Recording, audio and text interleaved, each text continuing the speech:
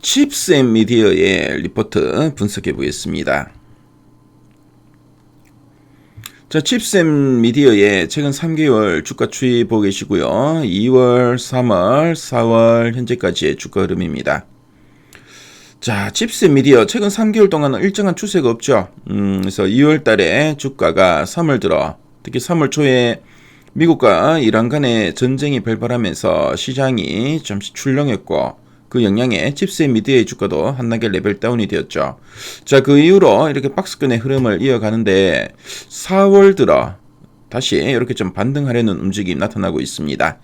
그래서 칩셋 미디어 다시 한번 이렇게 도약할 수 있는 이런 재료가 있나 이따가 탐방 리포트 통해 한번 확인해 보도록 하겠습니다.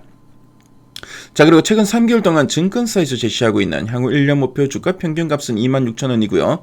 현재가 대비 상승률은 39.26% 정도 됩니다. 자, 그럼 탐방 리포트 한번 확인해 보도록 하겠습니다.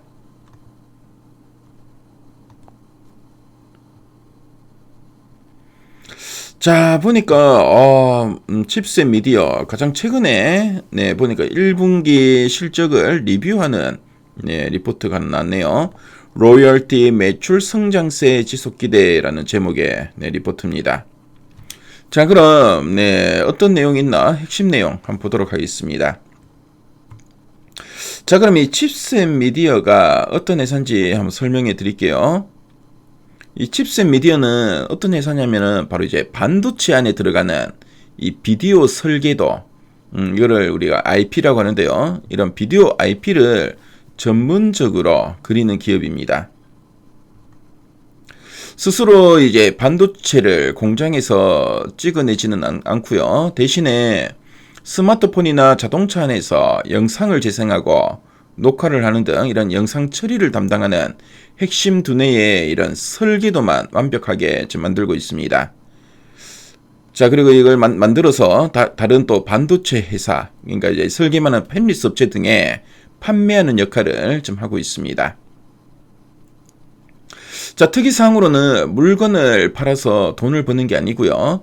그러니까 이제 설계도 판매료, 그러니까 이런 라이센스와 로열티, 그러니까 그 설계도가 만든 반도체가 한 개씩 팔릴 때마다 받는 그런 러닝 개런티 있죠. 이런 러닝 개런티를 로열티로 돈을 번다는 겁니다. 비디오 그 IP 분야에서는 전 세계적으로도 손꼽히는 그런 독보적인 기술력을 가진 강소기업이다라고 보시면 되겠습니다. 자, 그럼 두 줄과 부분을 한번 보도록 할게요. 첫 번째 포인트입니다. 로열티 매출 성장으로 실적 회복 기대라고 되어 있죠. 그래서 앞서 말씀드린 로열티의 수익 구조와 관련이 있는데요. 반도체 시장에 이런 경기가 최근에 많이 좀 살아나고 있죠. 그래서 고객사들이 칩셋 미디어의 이런 설계도를 이용해서 그 반도체를 만들고 있고요. 그래서 반도체를 더 많이 생산하고 팔기 시작했다라고 보시면 되겠습니다. 자, 반도체가 한 개 팔릴 때마다 꼬박꼬박 이런 로열티가 들어오기 때문에 가만히 있어도 눈덩이처럼 이익이 쌓이는 알짜배기 수입이 크게 늘고 있고요. 이로 인해 회사의 전체적인 실적이 다시 좋아질 거라는 의미로 보시면 되겠습니다. 자, 그리고 두 번째 포인트 한번 볼게요. 온 디바이스 AI와 모빌리티가 핵심 성장 동력이라 되어 있죠. 그래서 외부 인터넷이나 클라우드 연결 없이 스마트폰이나 가전제품 자체가 스스로 인공지능을 돌리는 기술을 온 디바이스 AI라고 합니다. 자, 그리고 자동차가 자율주행 등 이런 스마트폰처럼 똑똑해지는 그런 흐름을 모빌리티라고 부르는데요. 그래서 온 디바이스 AI와 이런 모빌리티, 이 두 가지 미래 산업의 공통점이 뭐냐면은 엄청난 양의 이런 고화질 영상을 기기 스스로 빠르고 똑똑하게 처리해야 된다는 것입니다. 자, 여기에 칩셋 미디어의 고성능 비디오 이런 설계도가 필수적으로 쓰이기 때문에 미래 산업의 이런 양대 산맥인 AI 기기와 스마트 자동차 시장이 커지는 것이 이 칩셋 미디어를 가장 강력하게 끌어올리는 핵심 엔진, 그러니까 성장 동력이 된다는 뜻으로 보시면 되겠습니다. 자, 그럼 아랫단에서 좀 더 구체적인 내용들 보도록 하겠습니다. 그래서 로열티 매출 중심의 성장 구조라고 돼 있죠. 그래서 1분기에 보니까 로열티 매출이 전년 대비 31%대 증가하면서 실적 성장을 견인했다라고 하고 있습니다. 자, 그리고 라이센스는 좀 변동성이 있고 단기 실적엔 좀 부담이 되고 있다라는 이야기 하고 있죠. 자, 근데 라이센스 매출이 좀 감소했다고 합니다. 그러다 보니까 영업이익은 기대치 좀 못 미쳤고요. 자, 근데 온 디바이스 AI와 신규 성장 능력, 이게 상당히 중요하죠. 그래서 앞에서 우리 두 줄력 보면서 말씀드렸지만 이런 그 NPU IP나 컴프레션 IP 중심의 라이센스 확대가 기대되고 있고요. 뭐 자율주행 로보틱스 같은 첨단 모빌리티 수요도 좀 증가하고 있고. 자, 그래서 이런 앞으로 이제 엄청난 그런 영상 처리 능력이 필요한 이런 온 디바이스 AI와 자율주행 자동차 이런 그 모빌리티 시장이 이 칩셋 미디어의 그 폭발적인 성장을 이끌어갈 가장 확실한 미래 무기다라고 보시면 되겠습니다.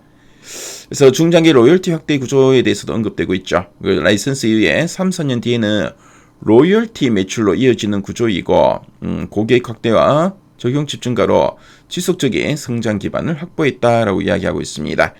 자, 그럼 상세 보기 클릭해서 리포트 원문을 쭉 한번 살펴볼게요.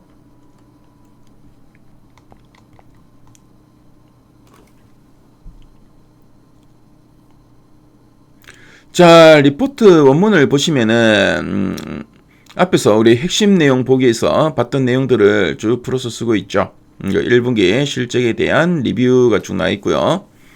그래서 지금 보니까 전분기에서 전년 동기 대비 매출액은 증가세를 지속하고 있다라는 이야기 좀 하고 있습니다. 자, 그리고 긍정적인 부분은 바로 이제 로열티 매출액이 전년 동기 대비 크게 증가했다는 거, 이 점을 들고 있죠. 그래서 로열티, 그래서 반도체 시장의 경기가 살아나면서 고객사들이 이런 칩셋 미디어의 설계도를 이용해서 만든 반도체를 더 많이 생산하고 팔기 시작했다는 뜻으로 보시면 되겠고요. 자, 그리고 2분기 전망하고 있는데 3분기 연속, 3분기 연속 전년 동기 대비 매출 성장세가 지속적으로 이어질 전망이다라는 이야기하고 있습니다. 자, 그리고 목표가는 또 26,000원을 제시하고 있네요. 자, 그리고 칩셋 미디어 리포트를 보시면은 칩셋 미디어와 관련된 이런 표나 그래프 자료가 상당히 잘 정리되어 있습니다. 그래서 미래 가이드에 들어오시면 이 리포트 원문을 무료로 보실 수 있으니까요. 꼭 한번 참조해 보시면 상당히 좋을 것 같습니다. 지금까지 칩셋 미디어 살펴봤습니다.